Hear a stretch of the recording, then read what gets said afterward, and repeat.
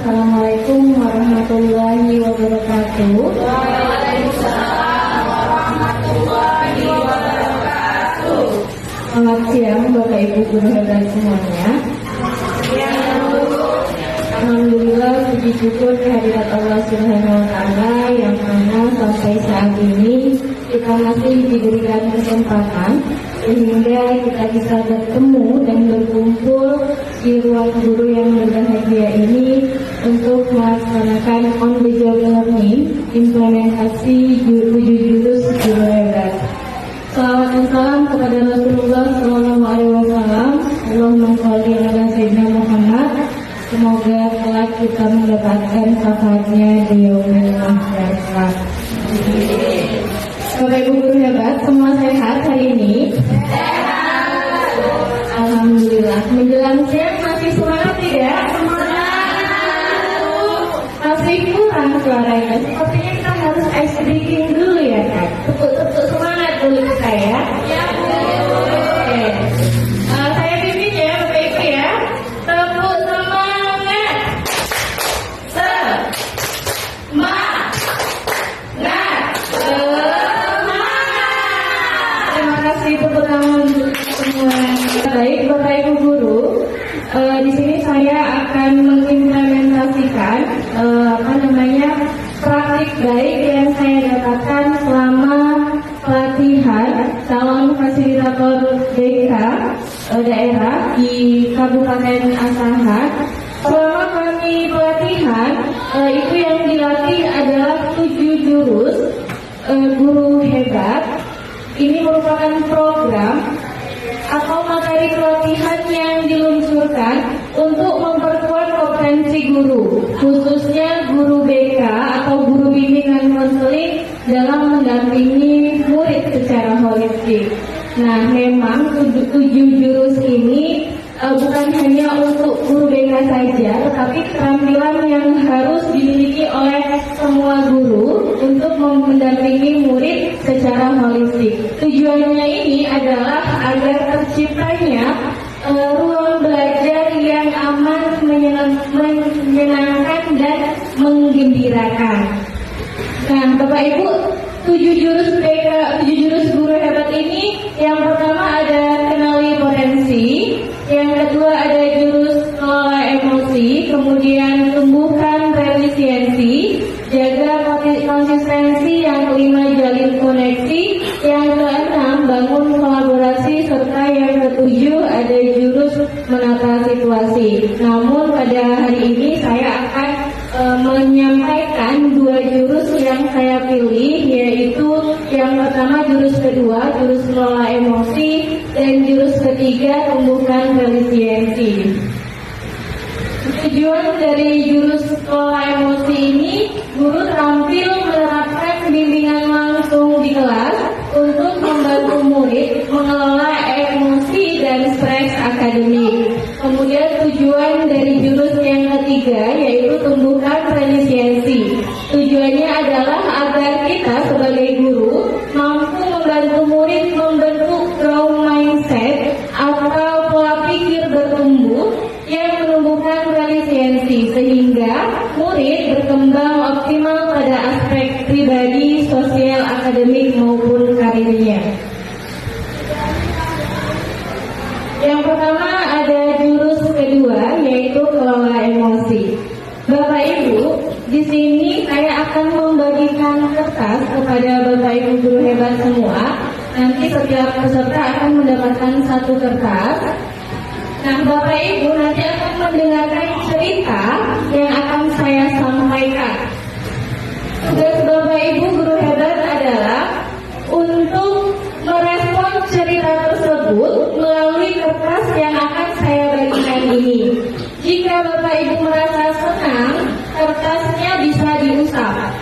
Namun, jika Bapak Ibu merasa kesal, kertasnya bisa diremas. Dan ketika Bapak Ibu merasa marah, silahkan sobek sedikit kertasnya. Proses ini akan dilanjutkan hingga ceritanya selesai.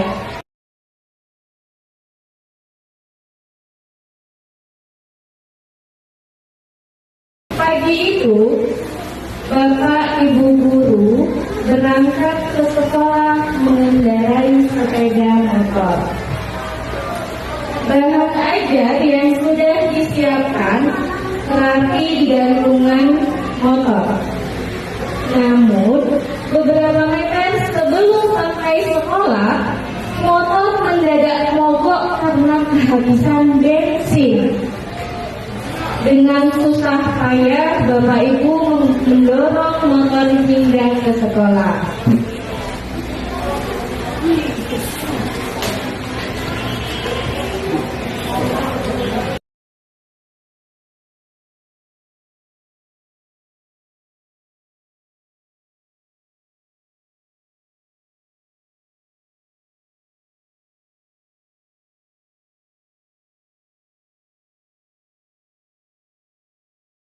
Saya ingin lihat kertasnya. Sekarang kita melaksanakan refleksi. Kita diskusi dan gali makna. Tadi kelihatan kertasnya Bapak Ibu. Oke, ada yang remuk sedikit, ada yang agak banyak, ada yang nggak ada ya, yang halus enggak ya? Oke Bapak Ibu, sambil kita menggali makna ini, kita lihat yang pertama, bagaimana kondisi kertas yang Bapak Ibu pegang sekarang. Coba Ibu Suci remuk. Oke, kertas Ibu Suci remuk. Oh, halus kembali. Awalnya remuk dan halus kembali. Baik. Apakah Bapak Ibu menyesal dengan apa yang dilakukan pada kertas? Menyesal karena awalnya kalau kayak gitu. Oke, baik.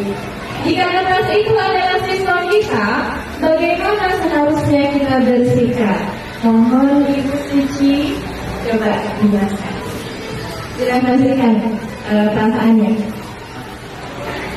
Jika seperti itu, mungkin kalau saya bekerja itu, mungkin saya akan meminta maaf kepada pamannya tadi karena sudah berpikir yang negatif terhadap. Baik, terima kasih Ibu Suci. Saya ke Ibu Dila ya. Silahkan Ibu Dila merefleksikan dengan kertas yang dirasakan. Ya, terima kasih.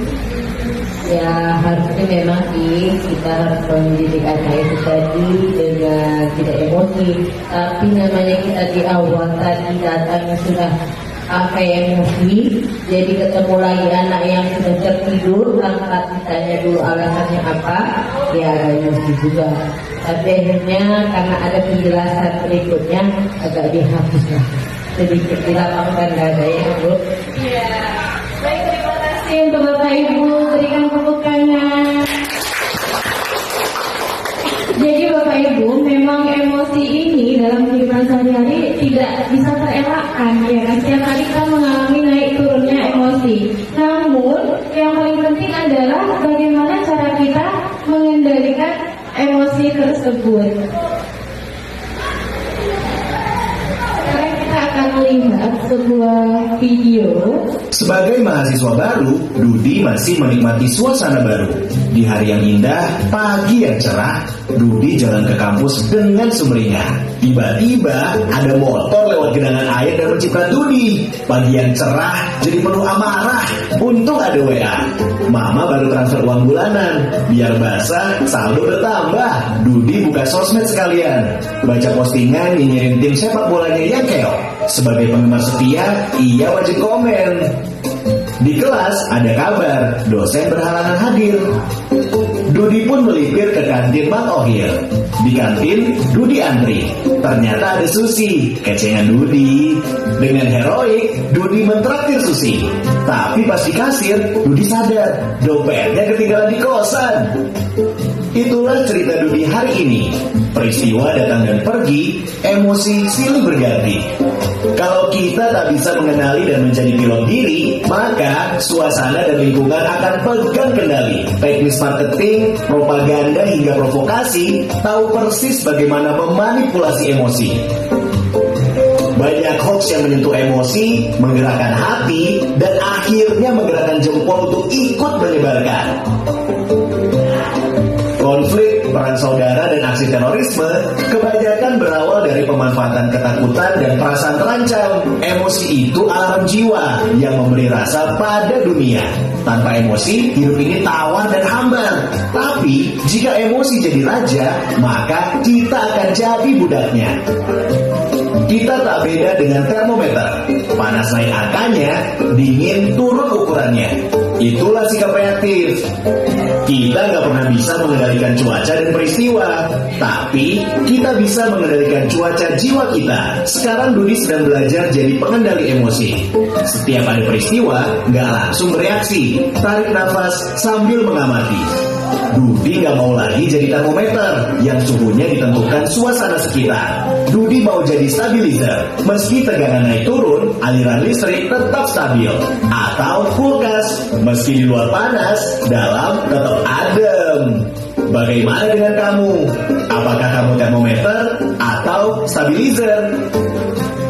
Stabil sama dengan belajar maksimal.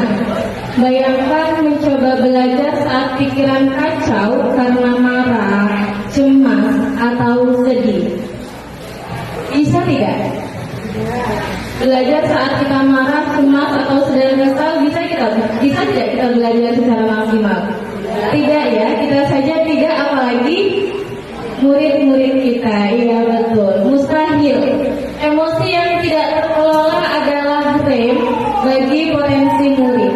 Lalu tugas kita yaitu membantu mereka melepaskan rem tersebut dan menemukan kendali.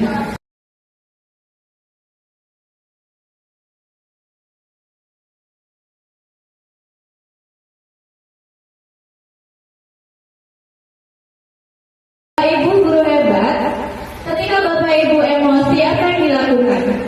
Saat emosi, apakah langsung mengambil respon tindakan atau emosi jeda, berhenti sebentar, mengambil jeda dan merespon tindakan? Biasanya Bapak Ibu bagaimana? Coba saya ingin tahu dari Bu Novi.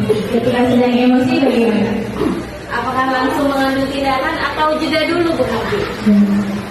Kalau saya sedang emosi, mengambil jeda dulu, baru melakukan tindakan. Karena kita emosi, kita harus memikirkan apa yang harus kita lakukan ketika kita emosi itu. Setelah kita mempelajari tentang kelola emosi ini, saya ingin Bapak Ibu mengaplikasikannya di dalam kelas. Caranya bagaimana? Yaitu membuat rancangan peta emosi yang bisa ditempelkan di dalam kelas. Gunakan bahan-bahan sederhana atau barang bekas. Nah, untuk saat ini Bapak Ibu bisa membuat rancangannya dulu, membuat peta emosi. Oke, baik, kita lanjutkan yang kedua, yaitu tumbuhkan resiliensi. Baik, Bapak Ibu guru hebat, di sini saya punya kartu Uno, tapi pada saat ini kita bukan mau main kartu Uno. Kita akan buat menara. Jadi saya akan bagikan, Bapak Ibu bisa bekerja sama dengan teman bangkunya untuk membuat menara.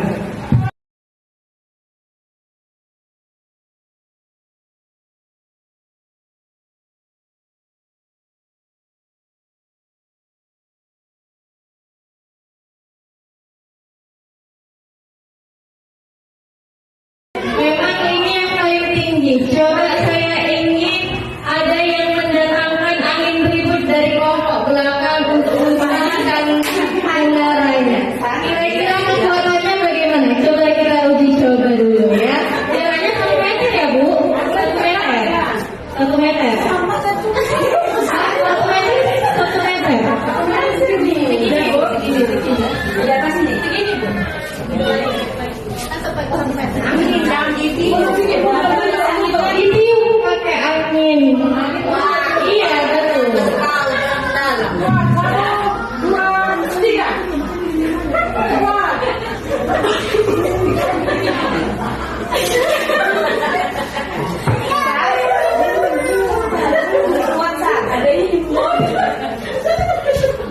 14 kali kita Sekalian ya Bu, cukup.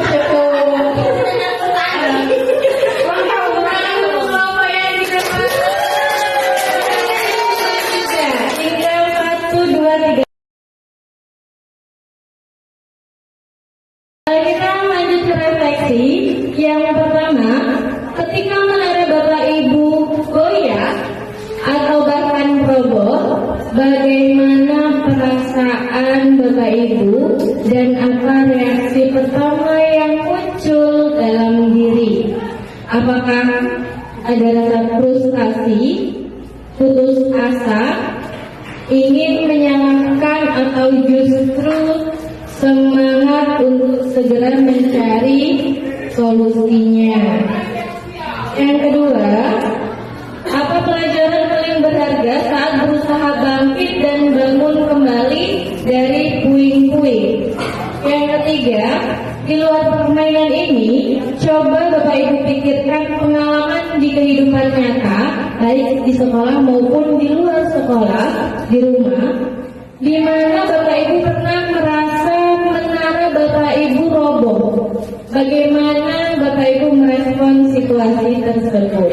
Saya beri waktu untuk merefleksikan ini pada tiap-tiap kelompok.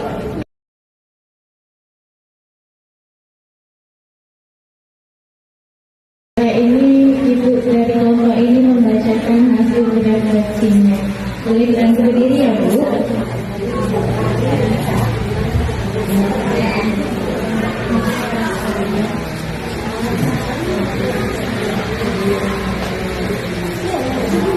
Baiklah, refleksi dari kelompok kami. Yang pertama, ketika menara goyahnya. Jadi sebelum menara berdiri dengan baik, kami hampir emosi.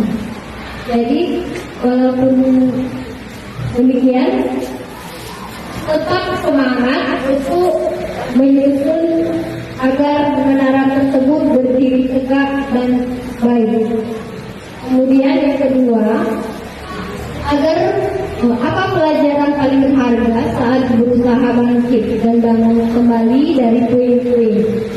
Diperlukan kesabaran yang kuat dan tetap semangat untuk membuat menara yang tinggi, dan usaha yang kami lakukan membuat lemnya sehingga menara tersebut apabila kena angin puting beliung akan tetap berdiri dengan kokoh. Yang ketiga, di luar permainan ini pengalamannya dalam kehidupan nyata, yaitu perlu mengontrol emosi dan kesabaran dalam menyelesaikan masalah apapun agar masalah dapat selesai dengan baik.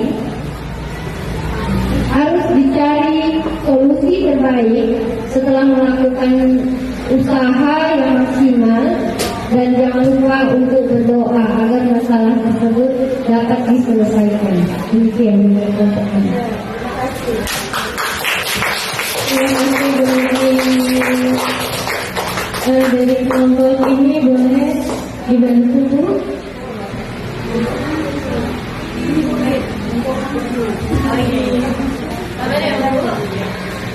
Jadi reaksi dari kalian. Jadi dari pertanyaan yang pertama, ketika mendapatkan yang goyah atau bahkan roboh, bagaimana perasaan kalian? Jadi reaksi kami ketika menara roboh, yang pertama adalah dan tetapi kami termotivasi dan bersemangat kembali mencari tahu bagaimana cara menara tersebut dapat kokoh kembali dan menggunakan langkah yang terbatas. Kemudian yang nomor 2, pelajaran yang paling berharga saat berusaha bangkit kembali dari puing-puing. Pelajaran yang paling berharga yaitu kita berusaha bangkit dari keterpurukan dan mengambil kesimpulan bahwa usaha dan kesabaran itu membuat kita meraih hasil yang maksimal. Selain itu, efek dari kita dapat mengontrol emosi kita, dapat berpikir dan mencari jalan keluar. ketiga, bagaimana merespon situasi di dalam kelas, karena situasi di dalam kelas pada saat anak tidak mengerjakan tugas. Seperti yang Ibu katakan tadi, ternyata dia tidak mengerjakan tugas itu karena membantu orang tua dan menjaga orang tua yang sedang sakit. Terima kasih.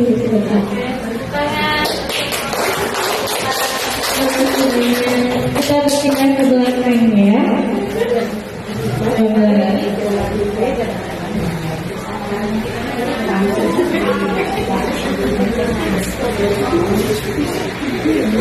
Baik, terima kasih. Untuk tim kami menyimpulkan yang pertama, awalnya tim kami sangat terburu-buru untuk membuat sebuah menara. Namun kami menguji ketahanan menara kami ternyata roboh. Jadi kami memikirkan untuk memperbaiki menara kami kembali. Lalu kami uji coba kembali, ternyata menara kami ketika ditiup angin tidak roboh. Yang kedua, kemudian kami menyimpulkan di kehidupan sehari-hari ketika menghadapi sebuah masalah harus berhati-hati, mengambil keputusan agar mendapat hasil yang baik. Semua langkah dan tindakan harus dipikirkan. Ketiga, ternyata dalam kehidupan setiap masalah, misalnya ketika menghadapi masalah yang sangat berat, ternyata membutuhkan hati yang tenang agar mendapat inspirasi untuk segera menyelesaikan masalah. Terima kasih. Terima kasih Bu. Boleh dari kelompok ini.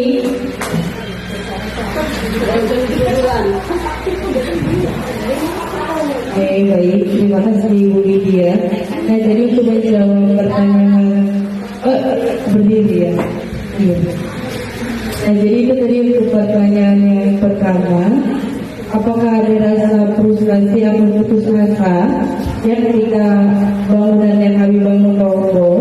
Nah, jadi pada saat itu perasaan kami itu ketika menara kami goyang, kami tidak merasa putus asa, malah kami semakin bersemangat. Bagaimana caranya supaya menara kami ini tetap kokoh, berdiri kuat, tahan badan? Ya, jadi itulah pengalaman kami. Memang menara yang kamu bangun itu semakin tinggi supaya semakin tahan. Jadi kami harus tetap semangat. Bagaimana caranya? Itu tadi ya Bu. Baru yang kedua, apa pelajaran paling berharga saat berusaha bangkit dan bangun kembali dari puing-puing? Pelajaran yang paling berharga di sini adalah ternyata memang dalam hidup ini kita tidak boleh berputus asa. Karena apapun yang terjadi, kita harus tetap semangat berjuang. Gitu.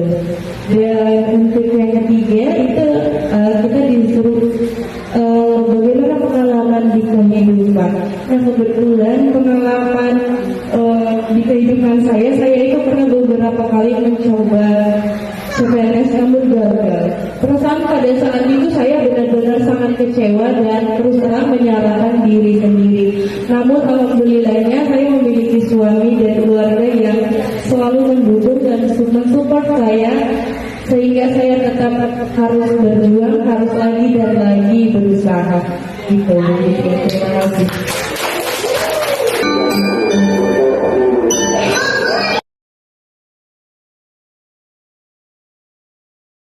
Setelah melihat video tadi, jadi sebenarnya resiliensi itu apa? Resiliensi ini adalah kemampuan seseorang untuk bangkit kembali dan pulih dari kesulitan, stres ataupun trauma yang dialami dalam hidup. Ini adalah kemampuan untuk beradaptasi, bertahan dan bahkan tumbuh lebih kuat setelah menghadapi tantangan.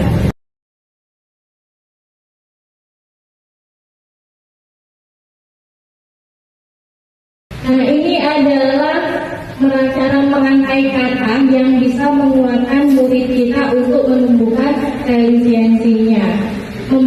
Dengan memberikan umpan balik yang membangun, membutuhkan keseimbangan antara kejujuran tentang area yang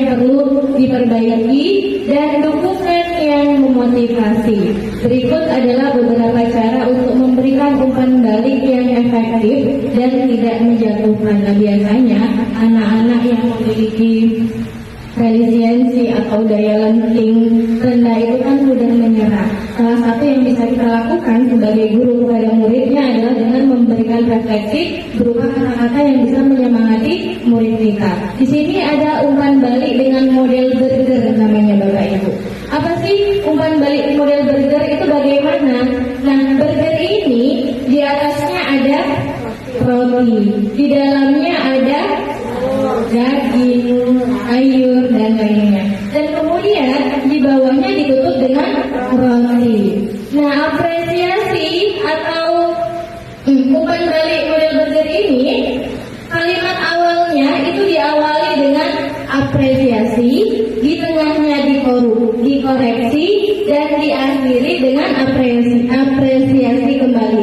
Contohnya seperti ini. Diawali dengan apresiasi. Bapak apresiasi atau Ibu apresiasi, kamu sudah mengerahkan upaya terbaikmu. Kamu dikoreksi di tengah. Bagaimana agar kamu bisa mengurangi waktu nonton dan mengalokasikan lebih banyak waktu untuk latihan. Oke, yang terakhir adalah saya memiliki satu tugas terakhir untuk Bapak Ibu sebagai penutup.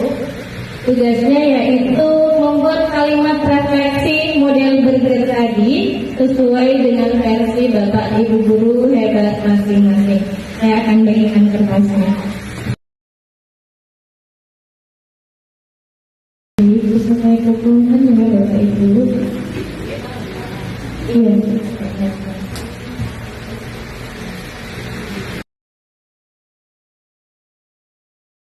Dengan selesainya lembar kerja kita ini, maka selesai jugalah kegiatan kita hari ini. Saya berterima kasih kepada Bapak Ibu guru hebat karena sudah bersedia mengikuti kegiatan ini dari awal dan sampai akhir. Saya menunggu dan saya sangat mengharapkan evaluasi dan koreksi dari Bapak Ibu guru hebat untuk perbaikan saya di masa depan. Demikian dari saya, semoga kegiatan ini membawa manfaat untuk kita semua. Saya akhiri.